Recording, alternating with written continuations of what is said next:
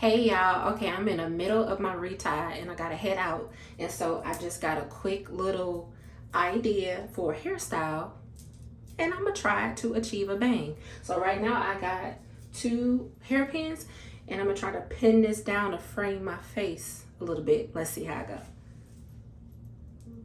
Put this in here.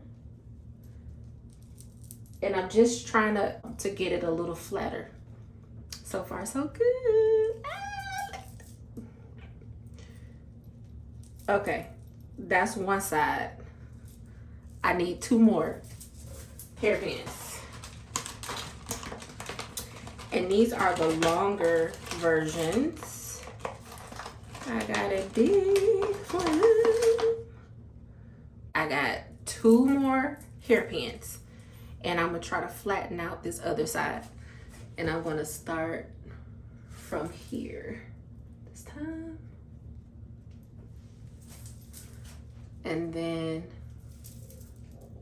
1 more up top somewhere, maybe here, because I kind of want a little volume. So let's stick one in here. Woo! All right, I'm gonna fluff, and there you have it. So I'm covering up this part. I'm like 80% done with my retie. I just have 2 sections in the front. And then I'm just gonna camouflage it.